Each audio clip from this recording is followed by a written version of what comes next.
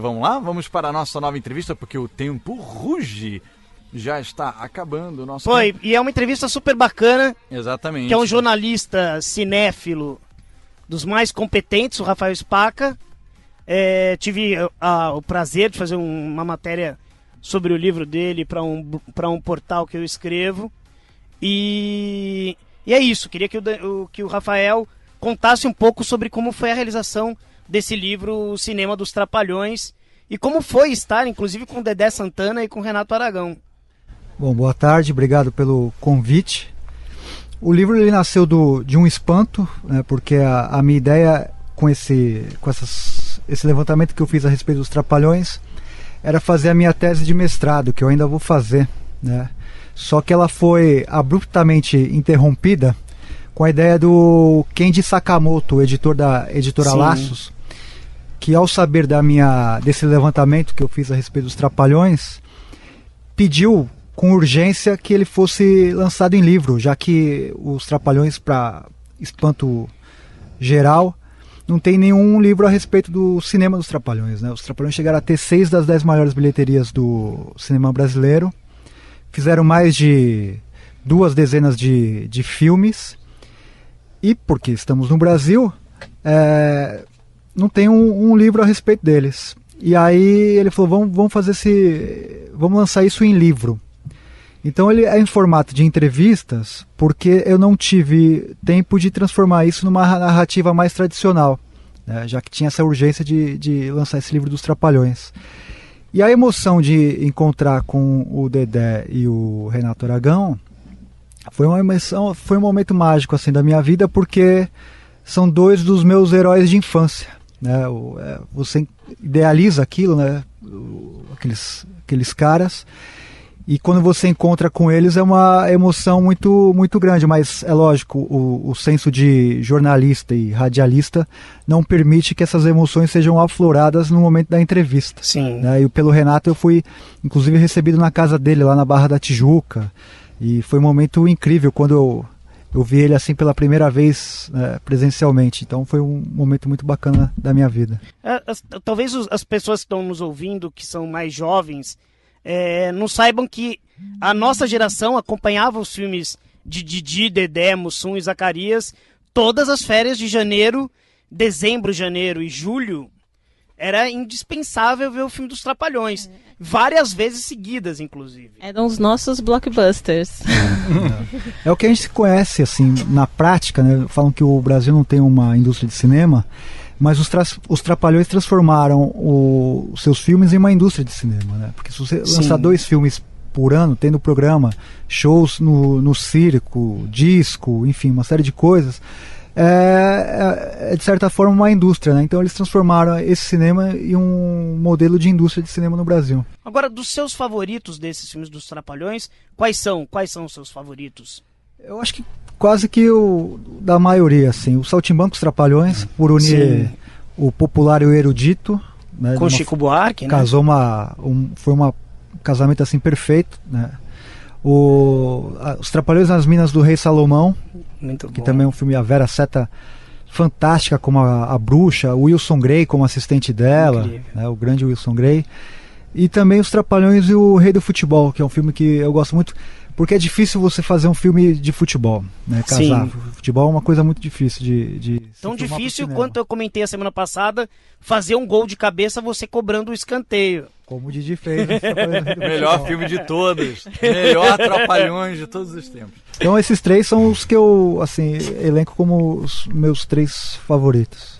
E o legal é que também os atores faziam questão, os atores e os diretores consagrados faziam questão de trabalhar com os Trapalhões, né? Isso é uma coisa importante que você fala, porque a crítica na época esculhambava o filme dos Trapalhões, né? Só que isso não era correspondido com os artistas, com o meio intelectual. O Carlos Drummond de Andrade, por exemplo, chancelou os Trapalhões, né? E a partir dessas chancelas do Carlos Drummond de Andrade, outros intelectuais, Caetano Veloso, Chico Buarque, Gilberto Gil, Roberto Carlos e outros cineastas Roberto também. Farias, Carlos Manga. Roberto Farias, Carlos Manga. O diretor de fotografia é Walter Carvalho, por exemplo. Por exemplo. O Antônio Gonçalves também era um diretor de fotografia. Sim.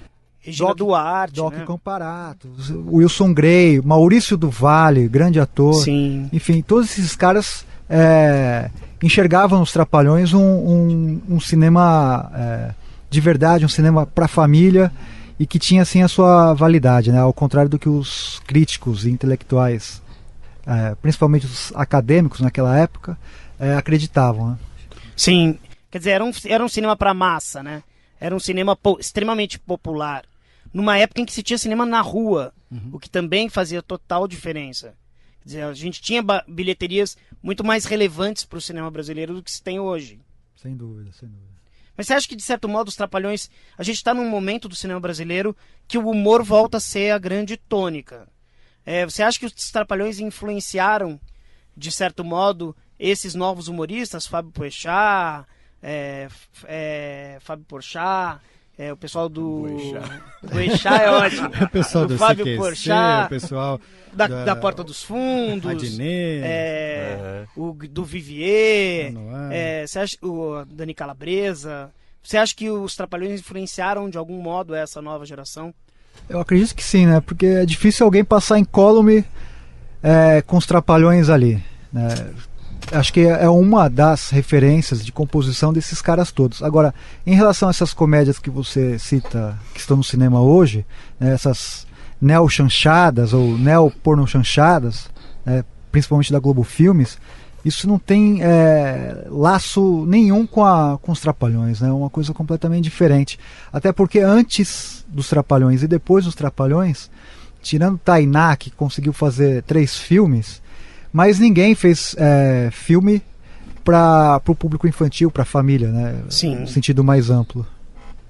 E mesmo esse contato com o universo infanto-juvenil dos anos 80 era muito forte nos filmes dos Trapalhões, né? A Xuxa, a Angélica, Dominó. Quer dizer, havia uma preocupação também dos Trapalhões em se aproximar desses artistas do infanto-juvenis, já que o público era esse. Foi uma jogada genial, assim. Primeiro fazer um filme para criança, a criança nunca vai sozinha pro cinema, né? Então ela já arrasta o pai e a mãe, então já são no mínimo 3 ingressos ali vendidos. Aí você coloca, principalmente do meio dos anos 80 para frente, esses caras que faziam sucesso, o Grupo Dominó, Polegar, o Gugu, né, que tinham a própria Angélica, que tinham um apelo ali. E a ideia dos Trapalhões, isso quem diz é o José Alvarenga na entrevista, era para renovar o público e trazer um outro público para os Trapalhões, que fosse fã desses caras e que pudesse também ir para o cinema, né? Então eles tinham uma jogada de marketing estratégica ali muito importante para manter a bilheteria para cima ou maior do que eles já tinham alcançado anteriormente. Entendi. Bom, Rafael, o espaço nosso é tão curto que a gente falaria aqui horas sobre os Trapalhões. Mas eu indiquei teu livro a semana passada, faço questão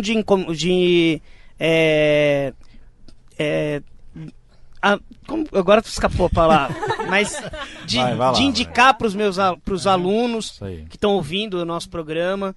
O livro é super bem feito, as entrevistas são super completas e divertidas, então vale a pena ler o Cinema dos Trapalhões.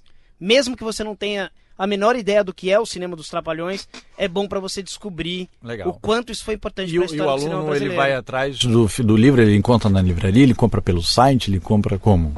Ele encontra pelo site da Editora Lacos, que é o www.editoralacos, né, que não tem o C cedilha.com.br, e deve estar chegando também nas livrarias Cultura e Martins Fontes também. Maravilha. Legal. Nas melhores livrarias do ramo, sempre quis falar isso. E agradecemos então, Rafael, pela tua presença, pelo carinho de sempre. Obrigado pela presença, obrigado pelo convite, e foi um prazer falar dos Trapalhões aqui com vocês. Opa, obrigadão. Maravilha.